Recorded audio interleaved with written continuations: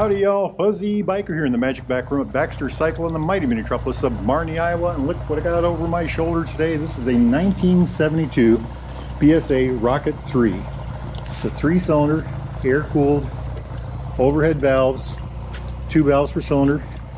Just a hot rod motorcycle, just a gorgeous machine. 740 cc's, I believe. Let's look at our notes here. 240 degree crank. That means each piston was spaced about 120 degrees apart, so there's a constant roll. She cranked out between 57 and 60 horsepower, depending on what you read, at about 8,000 RPM. That's quite a number for this bike.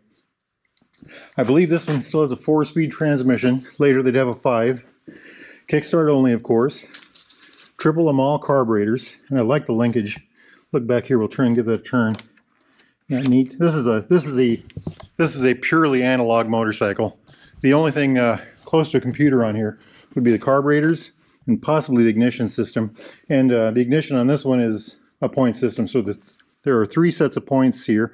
There's a camshaft here and a camshaft here. And there's 3 sets of points under this cover. And I believe there's 3 coils somewhere. I know there's a coil for each cylinder. Oh, they're back here somewhere behind this oil tank. It's really quite a machine. That's about as close to a computing system as this thing would have. Another interesting thing about this is it is a 3-cylinder motorcycle, which has got 4 pipes. So it goes from 3 to 4, 1, 2, 3, 4, and then back into 2.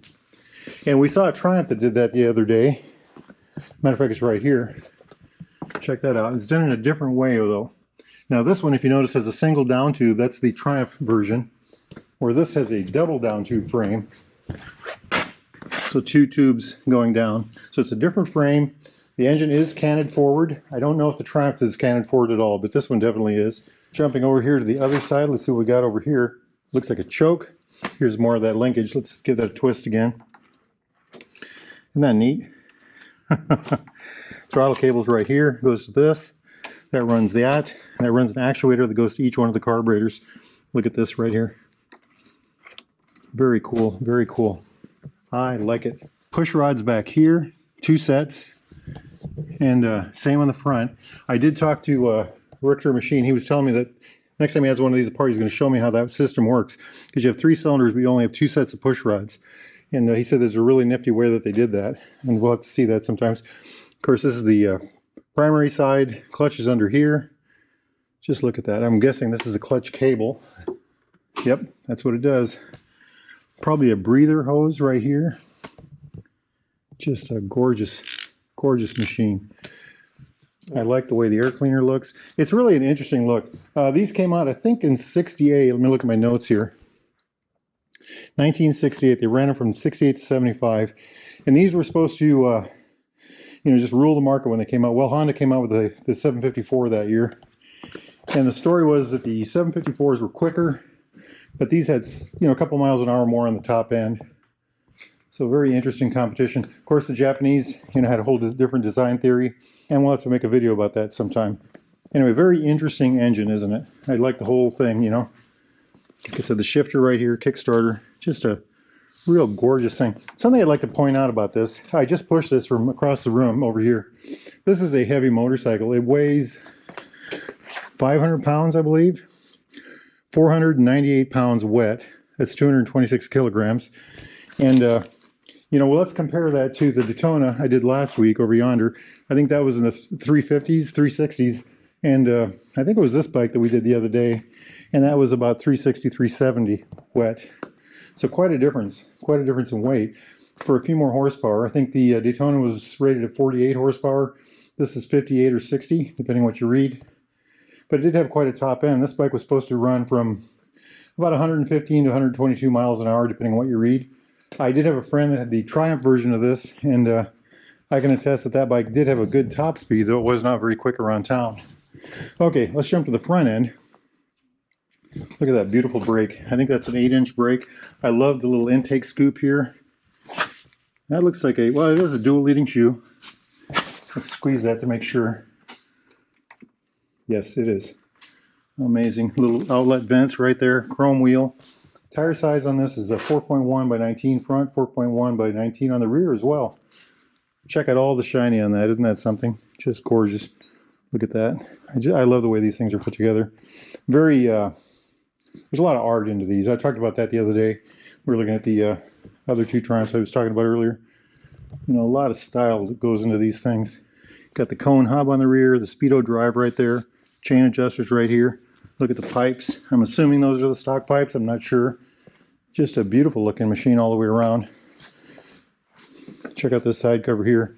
I'm assuming that's the ignition. Gorgeous, gorgeous. Brake system. It's got a drum on the rear as well. You know, I always like to go into these. We've got a different kind of microelectronics now at this point. Arm reaches to here. Here's the fulcrum. Adjuster back here. Drum brake in there. The narrow drum brake. I really like that hub, that cone hub. Beautiful. Very narrow tires by today's standard, but back in the day that was a good thing. Gorgeous. The seat does not pop open on this. At least I couldn't figure out how to do it. The tank is absolutely gorgeous. That's another thing. I found that it's supposed to have a 5-gallon tank, and I just don't think that's a 5-gallon tank, so my info must be off. But look at those, look at that absolutely gorgeous badge. Just a beautiful thing. Chrome tank, gold line here, maroon. Carries on over here to the side cover, flat top cap. You pull this rubber plug out, and that's how you get the tank off. Just a beautiful thing, isn't it? Let's sit on this thing. Whoa!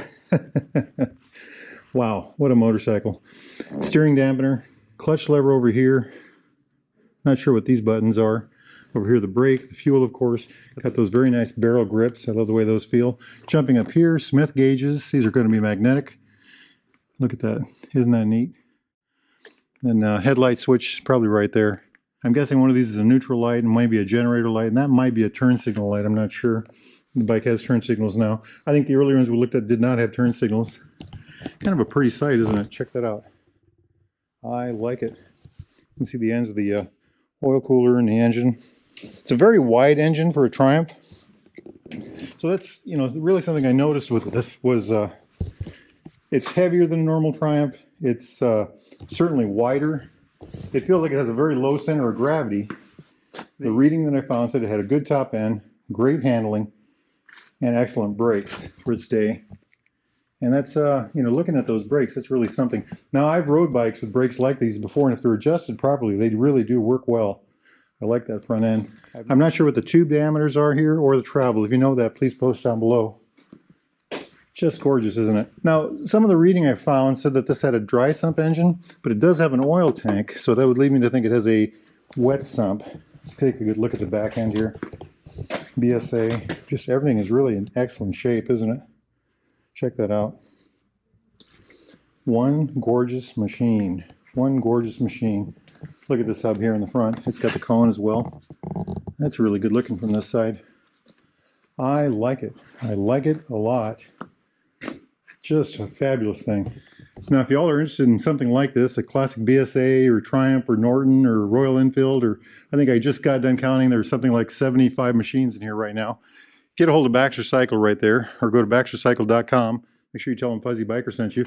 They also have the largest vintage British bike parts supply in North America. They've got buildings full of this kind of stuff. You know, see, there's just hundreds of gas tanks just in this room alone, and this is just one spot. You know, and up there is all electronics. Back there, there's just oodles of parts. They got buildings full of parts. It's just amazing. So we've got several inches of snow on the ground, and it's about 32 degrees. A little bit of melting going on out there, but can't do any bike riding today. Otherwise, I'd try to take this hot rod out for a spin. When the weather gets better, we'll do our best to get something like this out there. That's actually one of the bikes I'd like to ride this year. Beautiful, beautiful. If it's nice where y'all are at, get yourselves out there and ride, my friends. Wahoo!